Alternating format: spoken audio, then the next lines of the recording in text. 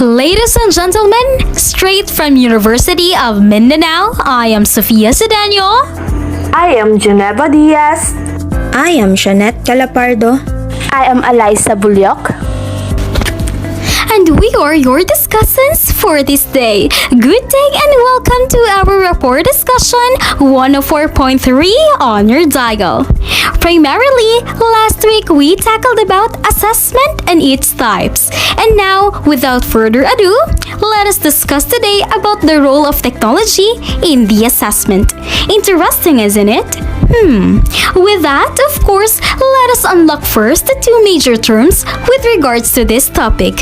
When we say technology, it is referring to any methodological process, devices, or any gadgets, as well as systems that applies scientific knowledge for practical purposes. In other words, anything that we discover which applies scientific knowledge for the benefit of everybody is called as technology. Like today, we are surrounded by advanced and high technology. Further, the person that is knowledgeable about technology and easily adopt the change when it comes to technology is called as techie. Now, if you are as what it described, you are techie.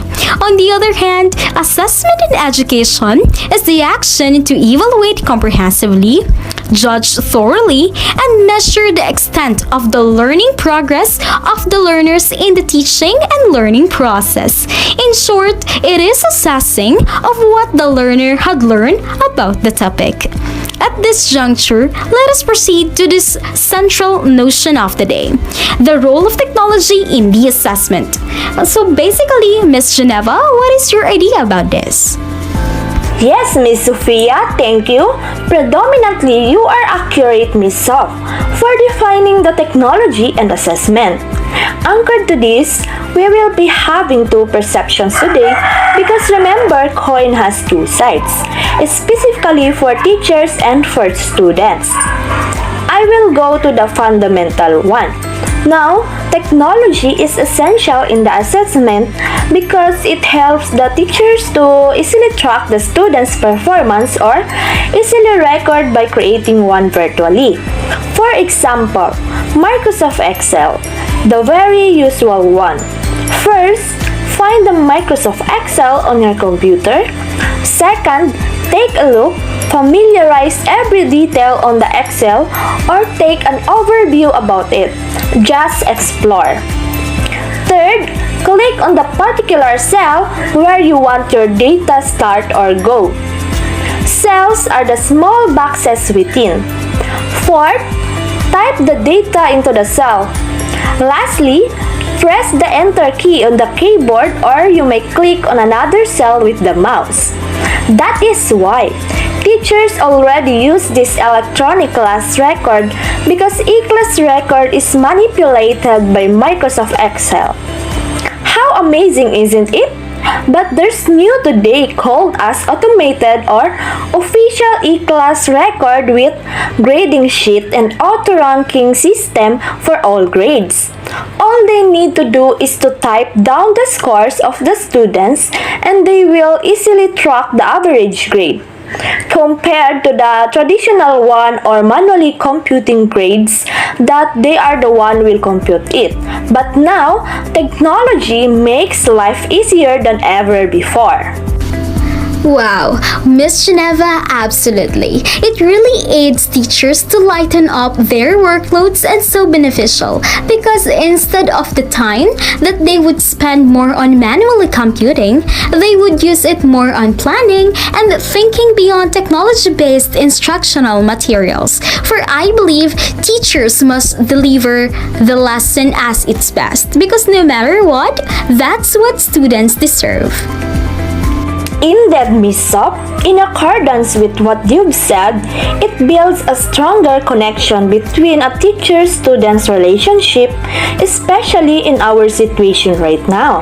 Thus, it aids teachers to improve their teaching performance when using a tool that assesses students' performance in class. I agree with that. Going back, how about the latter one, Miss Geneva? Oh, the latter one will be discussed by our co-discussant, Miss Janet. Thank you, Miss Geneva. Earlier, Miss Geneva focused more on teachers' perspective. This time, let us go to students. Firstly, students can identify their own knowledge gaps. To justify, effective learning requires understanding of what learners know and don't know. That is why students will not become frustrated and fail if they attempt tasks that are too tough. Exactly, Miss Jeanette. Using technology in the assessment, they can also monitor their progress as learners. Yes, Miss Sophia. It also boosts student engagement because obviously, using technology in assessments boosts their engagement in every class activity or such performance using diverse assessment methods that support active learning. With that, it will allow deeper understanding and improvements to students, wherein students can be more motivated in the teaching and learning process. Well said, Miss Jeanette. Furthermore, great example of this is the electronic portfolio or known as e-portfolio, where a collection of students' output in a virtual format. The student itself is a user, which he or she will upload any output in a particular subject. Right, Miss Sophia? For the information of everybody, according to ePortfolio Resource Center in the United States Department of Education, there are three major types of ePortfolios. These are development ePortfolio that basically contains a reflection of students. Second is the showcase ePortfolio, which exhibits their skills, experiences, and of course, their achievement in class. Lastly, the assessment e-portfolio, where it composed of documentaries about students have learned or what they had retained. It is either formative or summative assessment. Awesome, Miss Jeanette. Hence, these e-portfolios are easier than the traditional one, where students make it manually. While this one, all they need to do is to upload their outputs on their account. But of course, must have internet connection. And also, they can choose their own designs or templates available. Right, Miss Alyssa? Of course, Miss Sophia, with all being mentioned, assessments are most helpful when it happens in real time, and technology provides teachers with instant results, equipping them with real-time data about students to respond to the needs of students and to address every concern in the classroom, either physically or virtually. In short, maximizing the students' learning outcomes. With that, technology enables assessments empower not only teachers with real-time data, graphical presentation of their students' performance, but also students who can see their progress at a glance, which can help them identify their own learning needs. Accurately, Miss Alyssa. With that, we can have a better society we ever had because teachers improve and students develop. That is why it makes teachers and students both take ownership for better outcomes.